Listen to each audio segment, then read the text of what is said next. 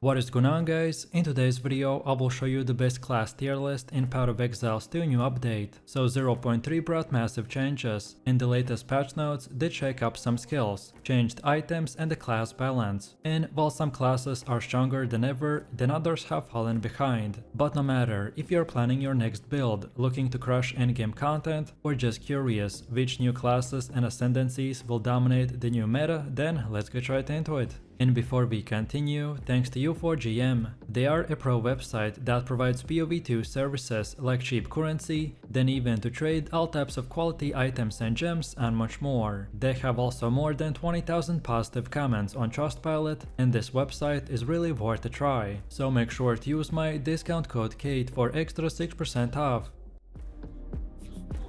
Starting at the bottom we have the Mercenaries, who are in the D tier. The 0.3 update significantly impacted their defenses and utility capabilities, which was their main selling point in the previous seasons. The Witch Hunter, for the instance, was previously valued for the hybrid damage and the traps, and able to handle both the range and the melee encounters. However, the nerf to the elemental resistance scaling now makes the prolonged fights much riskier. Players will find themselves constantly repositioning and relying heavily on the consumables, which will slow down gameplay and reduce efficiency in the higher level maps and the boss encounters. The Gameling Legionnaires minions also have taken a hit. Their damage and survivability has been reduced, meaning that the summoner builds are less reliable. While they can still summon a formidable army, the minions will die faster in the new endgame environment, which makes the Gameling Legionnaire feel weaker in the comparison to the other classes that now boast a higher raw damage. The Tactician once was a versatile support and crowd control expert, but now has lost some defensive buffs and the mana sustain options. This results in longer fights where the Tactician can contribute as effectively, while pushing them further down in the ranks. Overall, the Mercenaries are now more of a niche pick. They can still be fun for the players who enjoy strategy and controlling the battlefield, but they simply lack the raw damage output and survivability that is needed to compete in the current meta. For anyone looking to dominate maps and bosses efficiently, Mercenaries are not the optimal choice.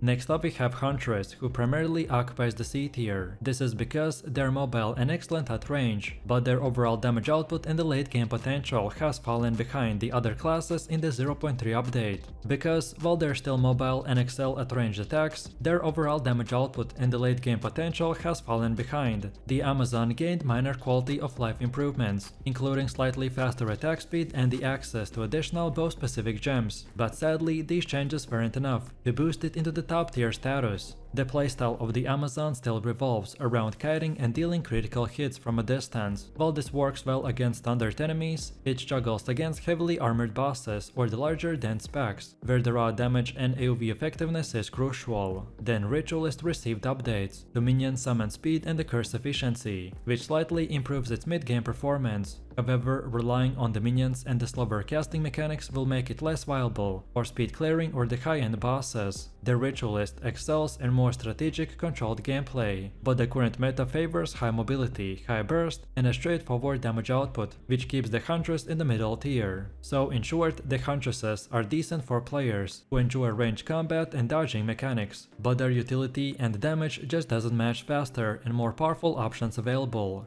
They are playable and satisfying for specific builds, but they won't dominate maps or the endgame content without significant investment.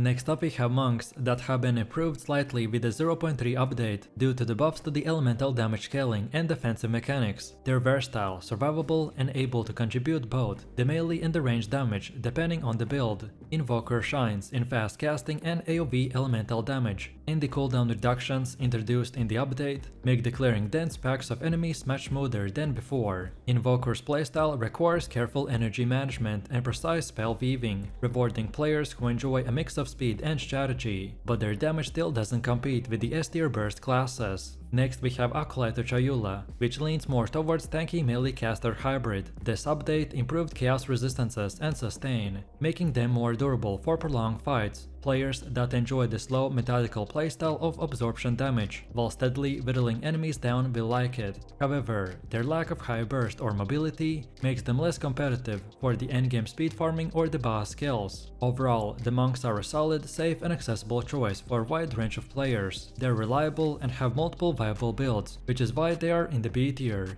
They may not lead the charts in the damage or speed, but they provide stability and survivability that can't be ignored.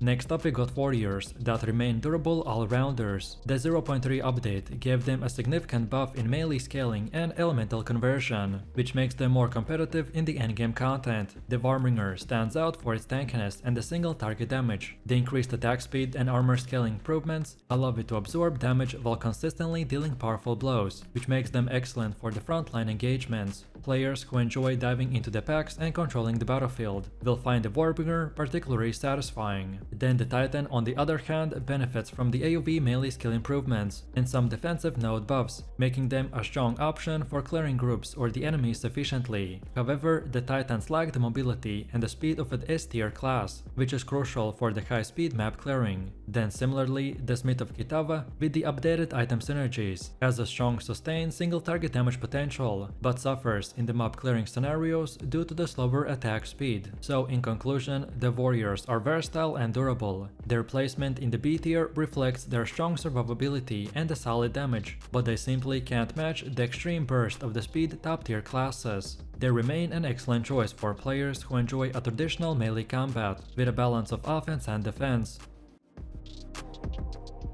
Next up, witches were among the biggest beneficiaries of the 0.3 update, receiving enhancements to elemental and the chaos damage scaling. They now have a balance of offense, defense and utility, making them very versatile. Infernalist, with its focus on the fire damage and the damage over time mechanics, now melts through the enemies faster due to improved ignite and the burn mechanics. The players that are adapting to this class will often find themselves focusing on positioning to maximize AoV burn effects, making them rewarding for the strategic play. Then next we have a Blood Mage, which is a high risk, high reward option that benefits from improved life leech and the blood cast mechanics, increasing survivability while maintaining a high damage output. This class requires careful management of health and skills, but can dominate if played skillfully. Then the Lich, buffed in the cold damage and the curse efficiency, allow players to control the map while steadily dealing damage. Its playstyle revolves around kiting enemies and applying debuffs, which can be incredibly effective in the right hands. Overall, the witches occupy A tier because they're highly versatile, capable of clearing maps efficiently, and can handle boss encounters with relative ease. They may not have the raw burst or mobility of S tier classes, but their balance of offense and survivability makes them top contenders for serious play.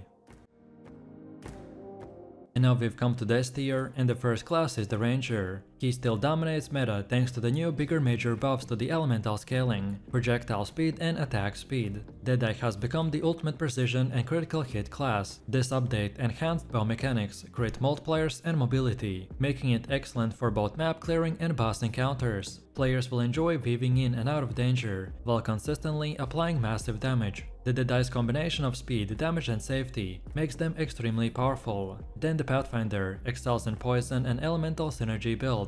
The updates, the flask interactions and the elemental scaling have elevated its damage potential across both the single target and AoV scenarios. The Pathfinder's mobility and versatility allow it to handle almost any encounter without relying heavily on defensive gear or debuffs, which keep it highly competitive and new player friendly. The Ranger's dominance comes from their combination of sustained damage, mobility and versatility. Their placement in the S tier is well deserved, as they outperform nearly every other class in both map clear speed and the boss damage potential.